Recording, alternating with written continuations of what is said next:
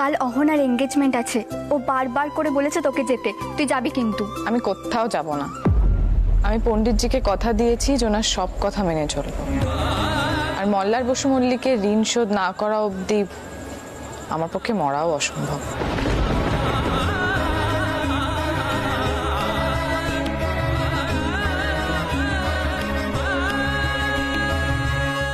এইটা কি কথা হইল মা? তা বইলা তুমি সেতারের পরীক্ষাটা দিবা না? এইখানে পাগলামি নয় কি? এইটা কি কয় মল্লার? তুমি আমারে কও, তোমরা এখানে কি আরম্ভ করছো আমার একবার কইবা? হ্যাঁ, সকলের গুণাগুণ গুলো তোমরা দাবায় রাখবো শুধু শুধু।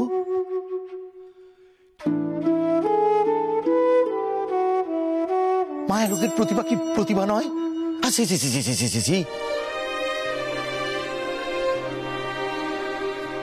আজকের তারিখে এইরকম কাণ্ড কখনো হইতে পারে? তুমি কও আমারে? না, এইখানে আমি মানতে পারুম না, আমার পছন্দ হয় নাই। তোমার উচিত ৭০ রঞ্জারে সেতারে রেওয়াজে বসানো, তাহলে ও বাঁচবো, নাহলে ও মইরা যাইব। এইটা কি করো মল্লার? যারে গুন্ডাদের হাত থেকে বাঁচাইলা, যার জীবন খেলা বাঁচাইলা, তার মন খারারে মাইরা ফেললা।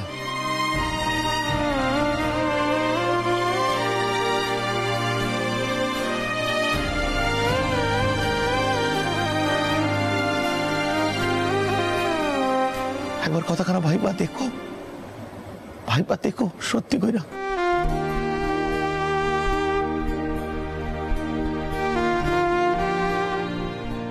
রঙ্গন, রায়, মল্লিকা, চলো আমরা বাড়ি যাই। আসো।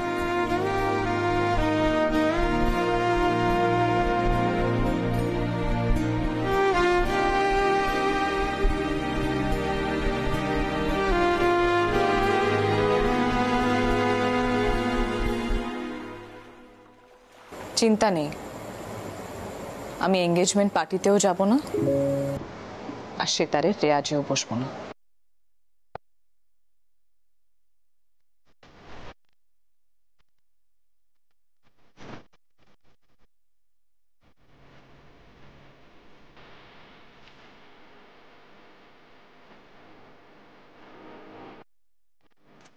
পিলু, একটু এসো তো, লুচিটা বেলে দেবে।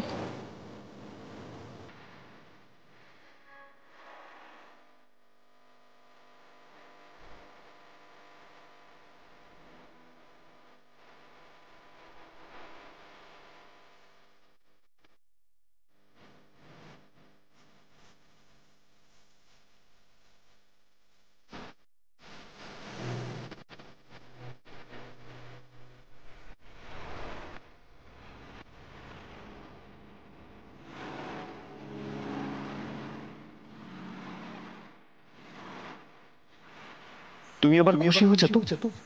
না মানে তোমার মানসিক অশান্তি যেন আর না বাড়ে, সেই জন্য ও এই পরীক্ষা দিচ্ছে।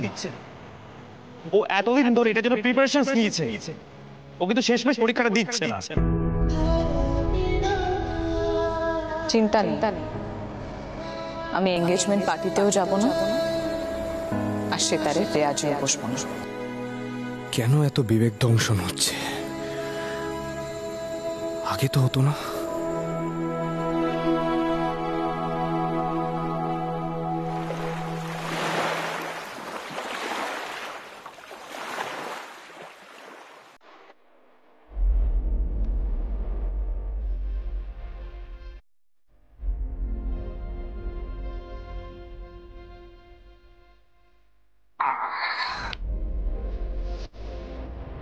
লুচি?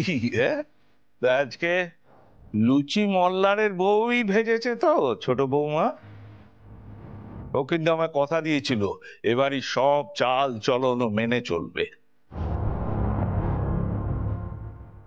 আর ঠিক সেই কারণেই আমি আমার গৃহত্যাগের সিদ্ধান্তটা বদল করেছি।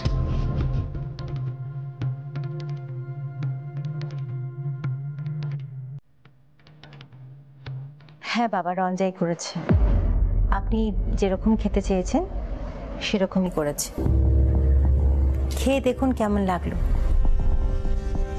প্রথমবার করেছে তো বাবা, যদি কিছু ভুল করে থাকে দোষ দেবেন না।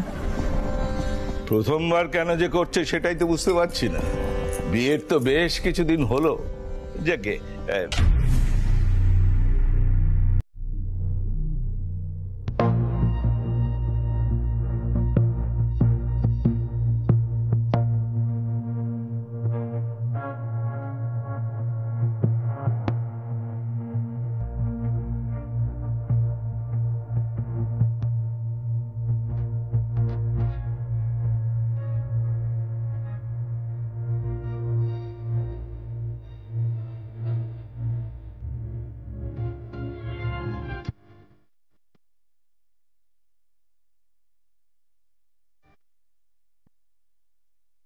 এ ধরনের নেতানো লুচি আমি কবে খাই ছোট বৌমা?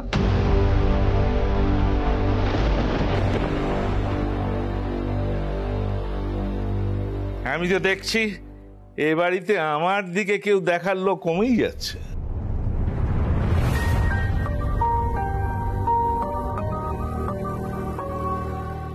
তুমি বুঝিয়ে দাওনি তোমার বৌমাকে?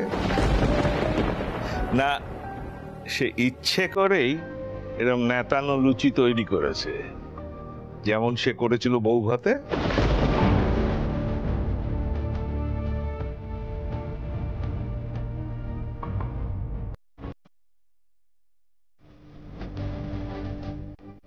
দাদু, রঞ্জা অনেক কষ্ট করে লুচি তৈরি করেছে।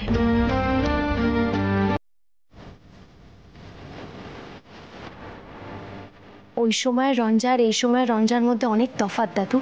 তোমায় কি কেউ ওর হয়ে কথা বলতে বলেছে? তুমি চুপ করো।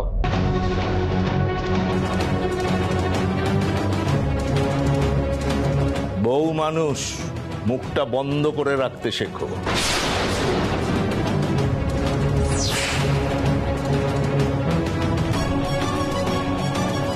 এই নেতানো লুচি খাওয়া চলে না।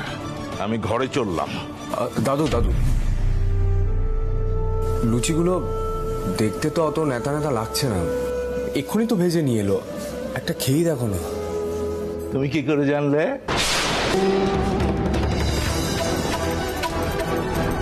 তুমি কি ওই রান্নাঘরে গিয়ে দেখে এসেছো যে বউ কি করে লুচি ভাজছে?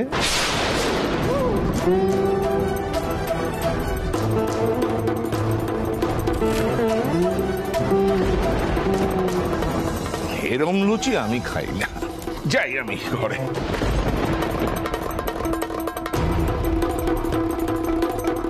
মোল্লার, তোমার এর থেকে বেশি কিছু বলার ছিল না, আর তুমি কিছু বললেও না। তোমার চোখের সামনে তোমার স্ত্রীকে অপমান করলো, তুমি কিচ্ছু বললে না।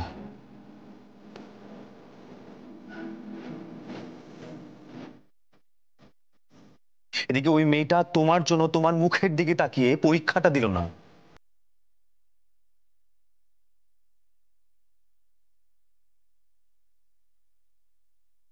তাকে তুমি চোখের সামনে অপমানিত হতে দেখলে, কিন্তু তুমি কিচ্ছু বললে না মোল্লা, কিচ্ছু না। বললাম তো আহির, বললাম তো।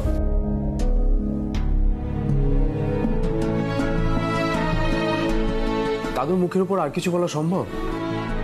আমি তো তোমার মতো নই, ওভাবে আমি বলতে পারবো না দাদুকে।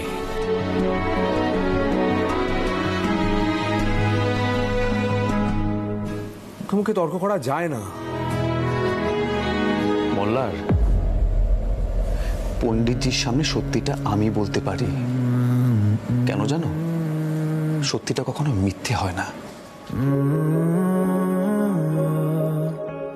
শাশুমা, তাহলে আমাকে এখন কি করতে হবে? আবার গিয়ে নতুন করে লুচি ভাজতে হবে, তাই তো? বেশ, তার কোনো দরকার নেই মা, তুমি একটু লুচি ভেজে দাও। জেদ করে কাউকে ডবল ডবল খাটতে হবে না। আর দাদু যে খাওয়া নিয়ে খুঁতখুঁতে, এটা তো জানাই আছে। না, সেটা হবে না। পণ্ডিতজির একটা শর্ত আছে, উনি আমার হাতের রান্না খাবেন। আমাকে জব্দ করা হচ্ছে না, শাশুমা বানালে তো হবে না। সেটা নিয়ে আমি কথা বলে নিচ্ছি। থাক না, থাক রঞ্জা। থাক না, একবারই তো কেউ পাল্টে যায় না রঞ্জা। এই যে তুমি জেদ করে কাজকর্ম করছো, এটা কিন্তু মল্লার একদম পছন্দ করছে না, ও সহ্যই করতে পারছে না। একটু হলেও তো ওর মধ্যে পরিবর্তন এসেছে, তুমি সেটা বুঝতে পারছো না?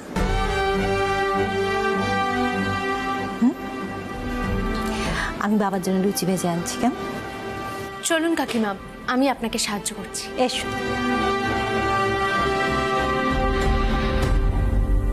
রঞ্জাকে একবার পরীক্ষার কথাটা বলো।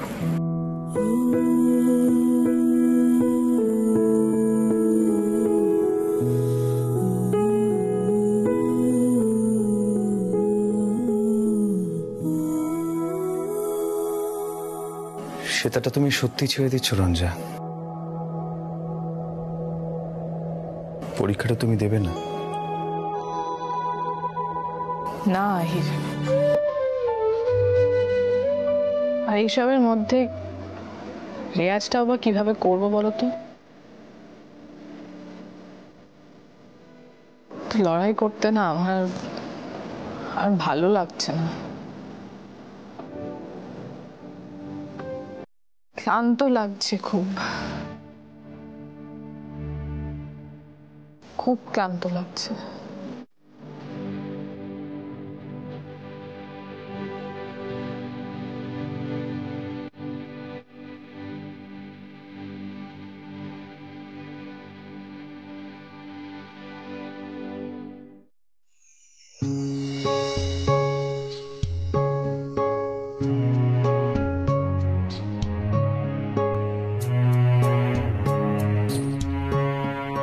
মা, হ্যাঁ কি করছো?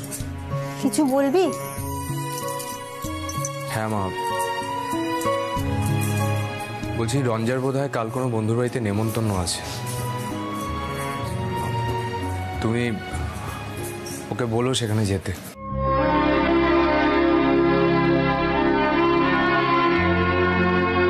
রঞ্জা বন্ধুর বাড়িতে গেলে কোনো সমস্যা হবে না? বাবা তো কিছুতেই মানবেন না। মা, দাদু কিছু জানতেই পারবে না, আমি সেই ব্যবস্থাই করব। আর ও তো বাপের বাড়ি যাবে, সেখান থেকে বন্ধুর বাড়ি চলে যাবে, এখানে কেউ কিছু না জানলেই হলো। মল্লার, তুই হঠাৎ রঞ্জার জন্য এত চিন্তা করছিস কেন রে? কেন চিন্তা করবো না বলো তো? ও তো দুম করে সবকিছু ছেড়ে ছুড়ে দিয়ে আমার উপকারে ঋণ শোধ করা শুরু করে দিয়েছে। আমি কি বলেছি ঋণ শোধ করতে? আমি তো আমার কর্তব্যটুকু করেছি। রঞ্জার যদি কোনো বিপদ হয় আমারই তো উচিত ওকে বাঁচানো, এর মধ্যে ঋণ শোধ করার কি আছে? ছাড়ো, ওইসব কিছু বুঝবেও না। ওর তো শত্রুতাটা জিয়ে রাখতেই হবে। যাক গিয়ে ওকে বলে দিও যেতে। তা তুই বল না। আরে আমি বললেও যাবে না। আচ্ছা ঠিক আছে, একবার বলে দেখ তো। মা, তোমাকে যেটা বললাম তুমি সেটা করো না। তোমার কথা তো শোনে, তুমি তো ওর শাশু মা। আর ও কোথায় যাবে না যাবে সেটাতে তো তোমার একটা মতামত থাকা উচিত। ওকে বলে দেবে ব্যাস।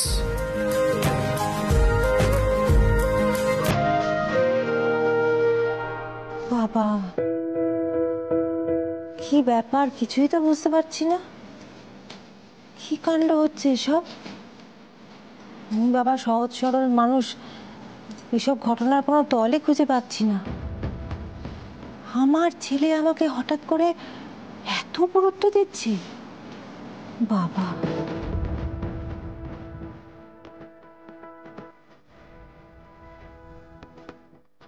কাকিমা দেখুন রঞ্জা কি বলতে এসেছে। এতে এত হাসির কি আছে পিলু? আমি তো বললাম উপকারের প্রতিদান দিচ্ছি। শাশুমা, এটা নিয়ে গিয়ে আপনার ছেলেকে খাইয়ে দিন তো। সে কিছু খায়নি রাতে, হাতের ব্যথার জন্য এতগুলো ওষুধ খাচ্ছে, আর সেই ওষুধগুলো তো খালি পেটে খাওয়াও যায় না। আমি খাবারটা দিতে যাব, আমাকে আবার 10 কথা শুনিয়ে দেবে, আমার আবার মাথা গরম হয়ে যাবে।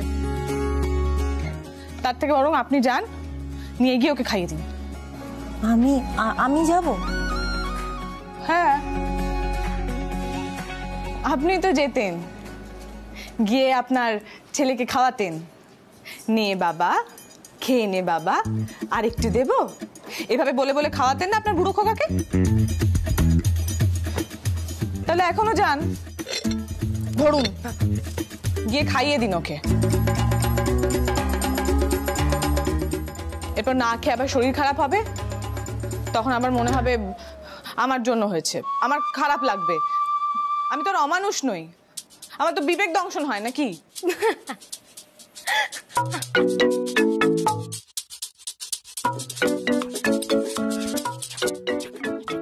এতে এত হাসির কি হলো পিলু? সবসময় খালি হেসেই যাচ্ছে।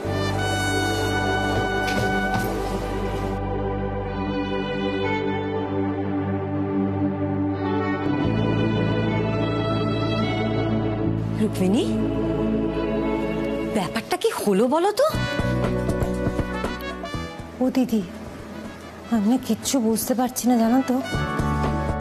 আমি ভাবছিলাম যে আমি তোমাকেই জিজ্ঞেস করব। কি কাণ্ড দেখো না, একটু আগে মল্লার এসে বললো যে কাল রঞ্জাকে বন্ধুর বাড়ি পাঠিয়ে দাও। আবার রঞ্জা হঠাৎ করে এসে মল্লারের জন্য খাবার দিয়ে গেল। কি হচ্ছে দিদি এসব? চলো রুক্মিণী, আমরা মল্লারকে গিয়ে খাইয়ে আসি। তোমার ছেলের একটু একটু করে পরিবর্তন হচ্ছে।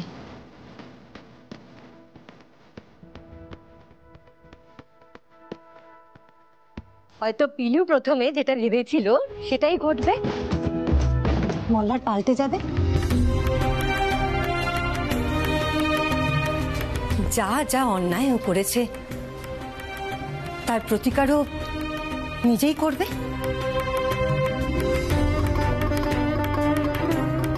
আমার তো এখনো অবধি এটাই বিশ্বাস মামুনি।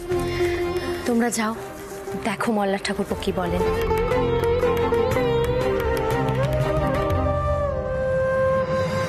চলো রুক্মিণী, খাইয়ে আসি।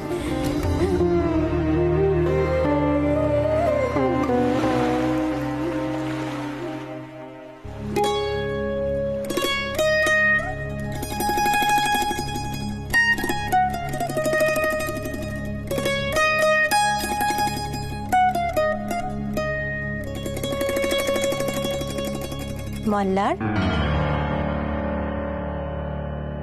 মা, জেঠিমণি, তোমরা দুজন একসঙ্গে?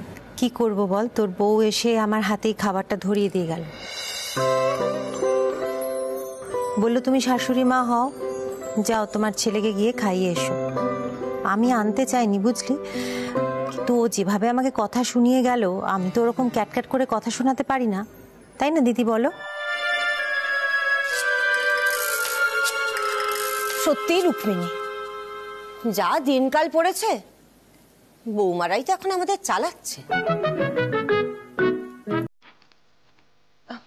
নাও, তুমি ওকে খাইয়ে দাও। মল্লার, খেয়ে নাও।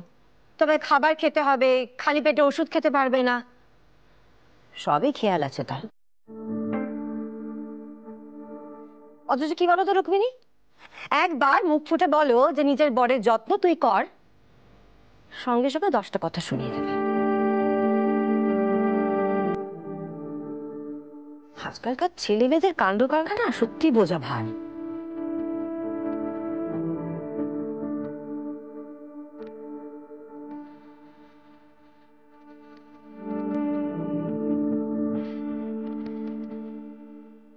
খা।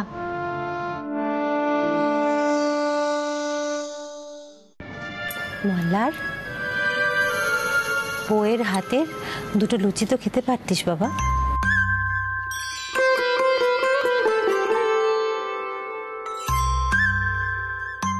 মা, জেঠিমণি, তোমরা কেন এরকম ঠাট্টা করছো বলবে? তোমাদের কি মনে হচ্ছে রঞ্জা এই বিয়েটা মেনে নিচ্ছে? না জেঠিমণি, সেটা ভেবো না, পরে তোমরাই কষ্ট পাবে। দেখো, তোমরা বিয়ের বন্ধন টন্ধনে বিশ্বাস করো, রঞ্জা করে না। তো এইসব কিছু করছে শুধু উপকারের বদলে উপকার করবে বলে। তাই ভেবো না ও আমার জন্য ভাবছে বা ওর কোনো রকম কষ্ট হচ্ছে। এইসব ঠাট্টার কোনো মানেই হয় না। এই কথাটা কিন্তু ঠিক নয়। রঞ্জা মুখে বলছে যে উপকারের ঋণ শোধ করছে, কিন্তু আসলে তা নয়। আচ্ছা মামুনি, কেউ যদি উপকারের ঋণ শোধই করে তাহলে খাওয়া দাওয়া, শরীর এসব নিয়ে কেন ভাববে বলো তো? ঠাকুরপো, আপনি রঞ্জার অন্যান্য দিকগুলোও একটু দেখুন। কিন্তু তোমরা যেভাবে চিন্তা করো রঞ্জা সেভাবে করে না। এনিওয়ে, ওকে থ্যাঙ্কস বলে দিও।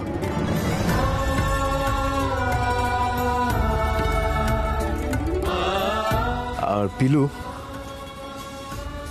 তুমি আমাকে মল্লার দা বলো।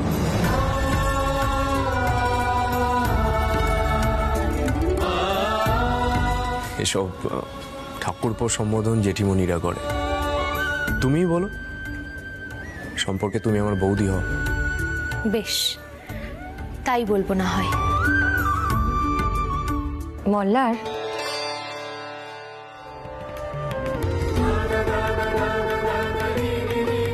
শুধু দেখো রঞ্জা যেন সেতারের রেওয়াজটা করতে পারে।